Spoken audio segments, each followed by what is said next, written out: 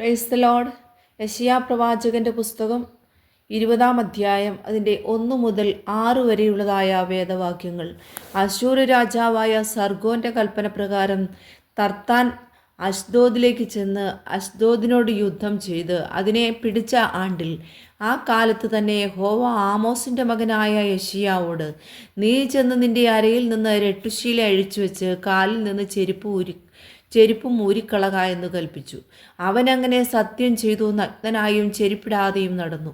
പിന്നെ യഹോവ അരുളി ചെയ്തത്, എൻ്റെ ദാസനായ യെശയ്യാവ് മിസ്രയീമിനും കൂശിനും അടയാളവും അത്ഭുതവുമായിട്ട് 3 സംവത്സരം നഗ്നനായും ചെരുപ്പിടാതെയും നടന്നതുപോലെ അശ്ശൂർ രാജാവ് മിസ്രയീമിൽ നിന്നുള്ള ബദ്ധന്മാരെയും കൂശിൽ നിന്നുള്ള പ്രവാസികളെയും അബാലവൃദ്ധം മിസ്രയീമിൻ്റെ ലജ്ജയ്ക്കായിട്ട് നഗ്നന്മാരും ചെരുപ്പിടാത്തവരും ആസനം മറയ്ക്കാത്തവരുമായി പിടിച്ചു കൊണ്ടുപോകും.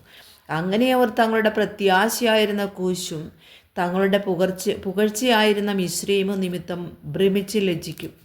ഈ കടൽക്കരയിലെ നിവാസികളെന്ന് അശ്ശൂർ രാജാവിൻ്റെ കയ്യിൽ നിന്ന് വിടുവിക്കപ്പെടുവാൻ സഹായത്തിനായി നാം ഓടിച്ചെന്നിരുന്ന നമ്മുടെ പ്രത്യാശ ഇങ്ങനെയായല്ലോ, ഇനി നാം എങ്ങനെ രക്ഷപ്പെടും എന്ന് പറയും.